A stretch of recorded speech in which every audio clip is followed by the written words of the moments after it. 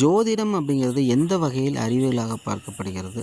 ஜோதிடத்தில் உள்ள அறிவியல் தான் என்ன அப்படிங்கிறத தெரிஞ்சுக்கிறதுக்கு ஒரு சில அடிப்படை விஷயங்கள் நம்ம புரிஞ்சுக்க வேண்டியது அவசியம். முதலாவது, இந்த உலகம் ஒளியை அடிப்படையாக கொண்டு இயங்குகின்றது.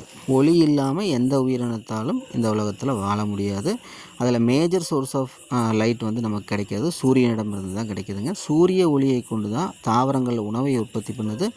அதை உண்பதன் மூலம் நாமளும் மறைமுகமாக சூரிய ஒளியை தான் உணவாக எடுத்துகிட்ருக்குறோம். ரெண்டாவது விஷயம், இன்னொரு ஒளி, அதுக்கு பேர் பயோஃபோட்டான். உடலின் உள் ஒளி. உயிருள்ள ஒவ்வொரு செல்லும் சிறிய அளவில் ஒளியை வெளிப்படுத்துகிறது. இந்த ஒளி செல்களுக்கு இடையே தகவல் பரிமாற்றத்திற்கும் உடல் ஒழுங்காக செயல்படுவதற்காகவும் உதவுவதாக சொல்லப்படுகிறது.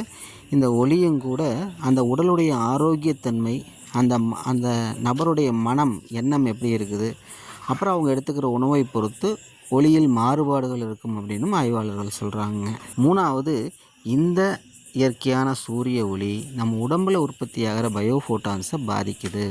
எப்படின்னா, சூரிய ஒளி மிதமாக இருக்கும்போது காலை வேளையிலும் மாலை வேளையிலும் பயோஃபோட்டான்ஸ் அதிகமாக உற்பத்தி ஆவதாகவும், அதாவது செல்கள் சிறப்பாக செயல்படுவதாகவும், அதிக சூரிய ஒளி மதிய வேளையிலெல்லாம் பார்த்திங்கன்னா அந்த பயோஃபோட்டான்ஸ் உற்பத்தியே அப்படியே கொலாப்ஸ் ஆகிடுறதாகவும், இரவு வேளைகளில் சூரிய ஒளி இல்லாத நேரங்களில் பயோஃபோட்டான்ஸ் உற்பத்தி வந்து ரொம்ப ரொம்ப குறைவாக ஆகிடுறதாகவும் ஆய்வாளர்கள் ஆய்வு செஞ்சு கண்டுபிடிச்சிருக்காங்க.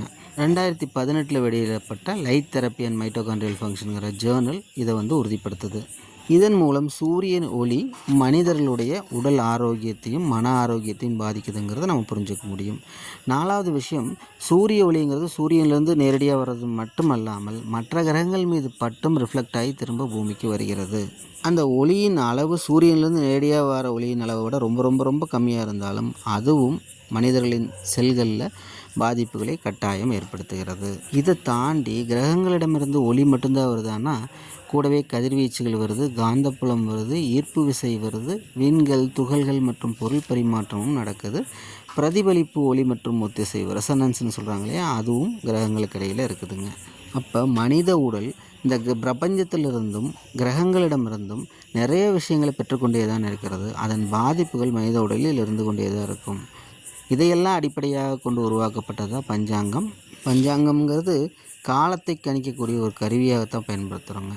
இதில் இந்த ஜாதகம் அப்படிங்கிறது என்ன அப்படின்னா, ஒரு பிறந்த அந்த நேரத்தில் வானத்தில் கிரகங்கள் எங்கெல்லாம் இருந்ததுங்கிறதுக்கான ஒரு அட்டவணை தான் ஜாதகம். பஞ்சாங்கத்தின் மூலம் காலத்தை கணித்து ஜாதகத்தில் அந்த நேரத்தில் இருந்த கிரக நிலைகளோடு ஒப்பிட்டு அதன்படி எதிர்கால நிகழ்வுகளை கணிக்கும் கலை தான் ஜோதிடம்.